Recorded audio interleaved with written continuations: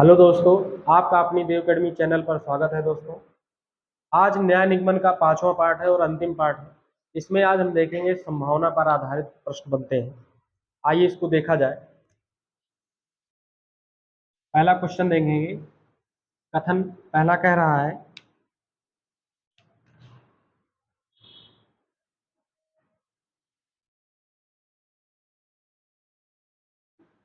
कुछ गरीब ईमानदार हैं,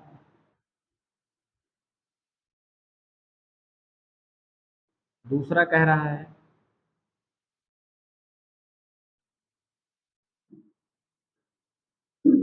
सभी ईमानदार शौकीन हैं,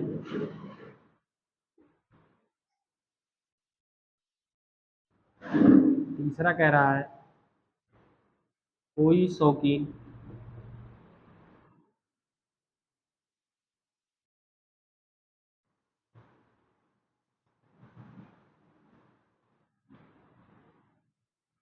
कामचोर नहीं है। निष्कर्ष देखेंगे।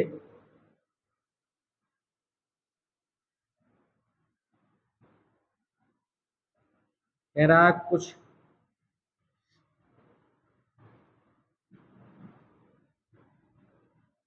कुछ गरीब के कामचोर होने की संभावना है। दूसरा कह रहा है सभी कामचोर के गरीब होने की संभावना है। गरीब होने की संभावना है।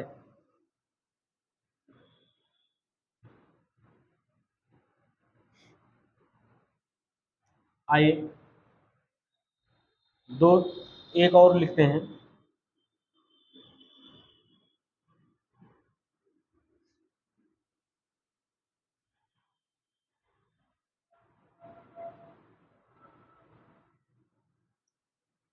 कोई कामचोर के शौकीन होने की संभावना नहीं है। वेन डायग्राम बनाते हैं। कैसे बनाएंगे देखो। कह रहा कुछ गरीब ईमानदार हैं। आप गरीब बनाएंगे। गरीब का कुछ भाग जो है आप ईमानदार में ले जाएंगे।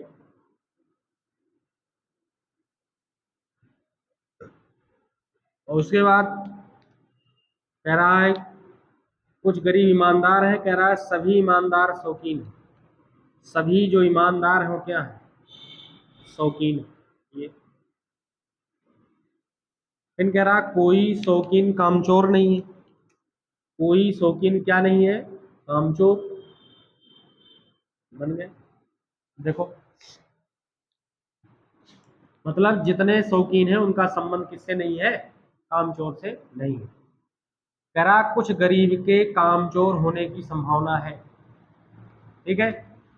कौन से गरीब के? जो गरीब शौकीन से बच गए हैं, इनके कामचोर होने की संभावना है। ये बात क्या हो जाएगा? सही है। और अगर मैं यहीं पे एक बात और लिख दूं कि कुछ गरीब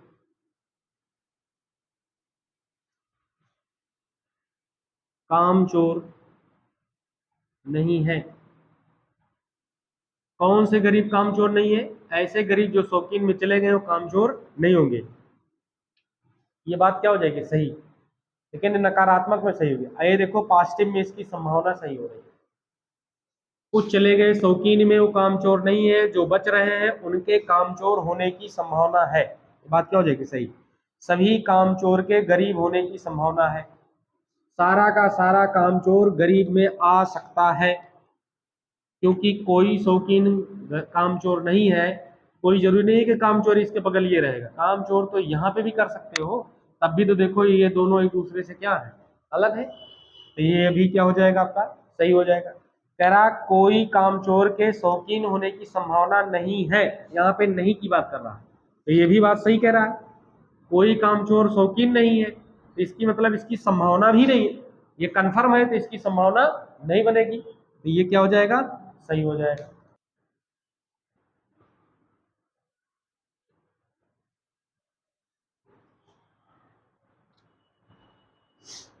दूसरा क्वेश्चन देखेंगे।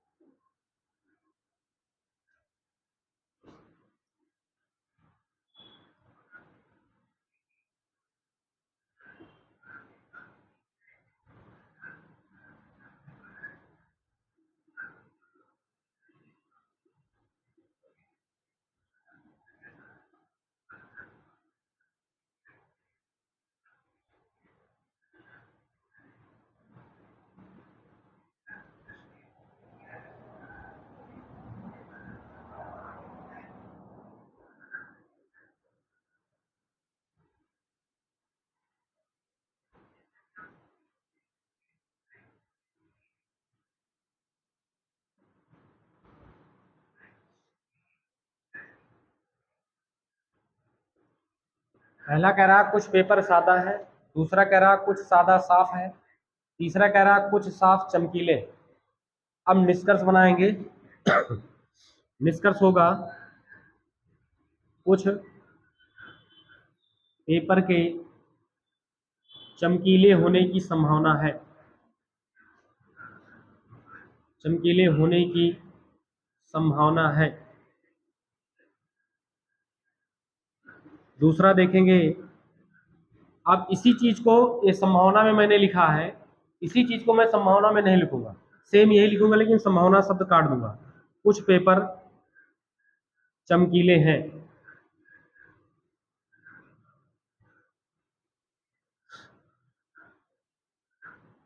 आगे कह रहा है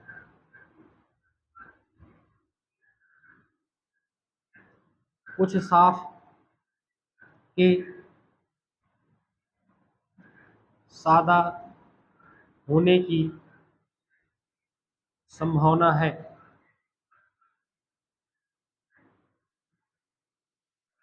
देखो ये तीन मैंने निष्कर्ष आपको बताए। अब देखो इसको कैसे लगाएंगे। कह रहा कुछ पेपर सादा है, तो देखो आप पेपर बनाए, अब कुछ पेपर को क्या बताए, सादा,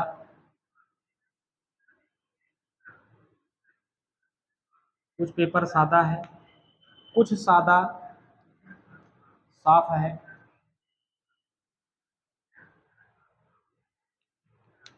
कुछ सादा क्या है, साफ है। अब कुछ कुछ साफ चमकीले हैं, चमकीले। अब देखो साफ का चमकीले से संबंध बताया गया है, लेकिन चमकीले का ना तो सादा से बताया गया है, ना चमकीले का पेपर से बताया गया है। तो यदि इसमें निश्चित रूप से यदि कहा जाए कि कुछ पेपर सब चमकीले हैं, गलत है। कहा जाए कुछ सादा चमकीले हैं, ये भी क्या है, गलत है। लेकिन यह ध्यान रखिएगा, अगर इन्हीं बातों को यदि संभावना में कह दिया जाए तो सही है। एक चीज ध्यान रखिएगा कि संभावना में वही सही होता है जो निश्चित रूप से गलत होता है। जो निश्चित रूप से गलत हो वो संभावना में क्या हो जाएगा, सही हो जाएगा। जैसे देखें, कह रहा कुछ पेपर चमकीले हैं, कुछ पेपर क्या है, चमकीले हैं। पेपर यहाँ है, चमकीले यहाँ है, ये कह रहा है, बल्कि आप देख रहे नहीं है, गलत है। लेकिन देखो कुछ पेपर के चमकीले होने की संभावना है, ये बात आपकी सही हो जाएगी। क्यों? क्योंकि भाई कुछ साफ ही तो चमकीला है। हम यदि चाहें तो ऐसे भी तो बना सकते हैं चमकीले का, ऐसे भी बन सकता है। तो बन सकता है, एक सकना होता है और एक है। एक निश्चित रूप से है और सकना का मतलब संभावना है। बन सकता है, इसलिए बन सकता है, कंफर्म नहीं है, लेकिन आपकी संभावना में क्या हो जाएगा, ये सही हो जाएगा। आगे देखो, कह रहा कुछ साफ के सादा होने की संभावना है। कुछ साफ जो है सादा निश्चित रूप से है, जो निश्चित रूप से है उसकी संभावना कभी नहीं बनती है। इसमें मैंने तीन टाइप के क्वेश्चन आपको बताए कि देखिए, जो निश्चित रूप से सही होगा उसकी संभावना जो निश्चित रूप से क्या है, आपको देखो निश्चित रूप से क्या दिख रहा है, गलत लग रहा है, ये सही नहीं होगा, लेकिन इसी को संभावना में लिख दोगे क्या हो जाएगा, सही हो जाएगा। और ये देखो निश्चित रूप से सत्य है, इसको संभावना में लिखोगे तो ये क्या हो जाएगा, गलत हो जाएगा। इन 3 बातों को आप नोट करिए। आगे क्वेश्चन और देख लेते हैं।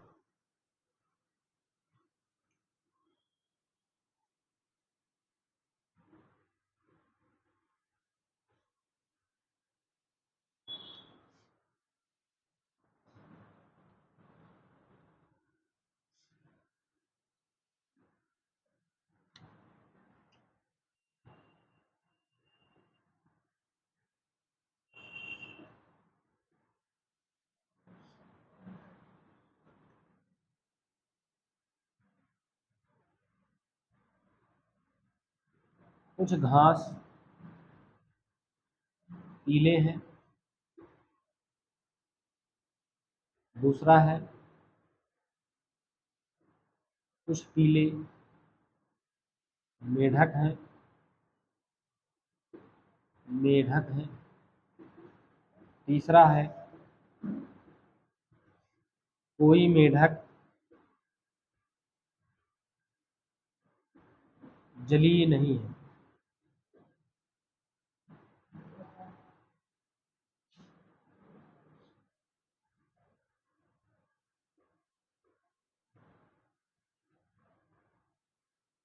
आगे कह रहा है, निष्कर्ष देखिएगा, कुछ पीले जलीय नहीं है, दूसरा कह रहा है कुछ पीले के जलीय होने की संभावना है,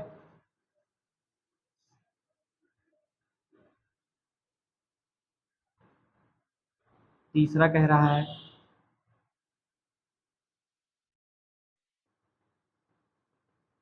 सभी जलीय के पीले होने की संभावना है, चौथा कह रहा है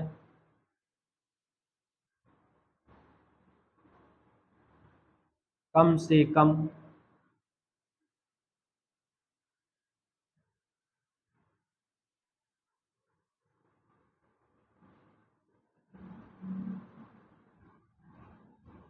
कुछ घास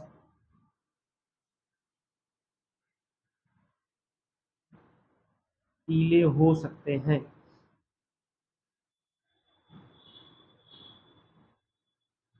आइए ये अंतिम क्वेश्चन है आपका, बनाते हैं।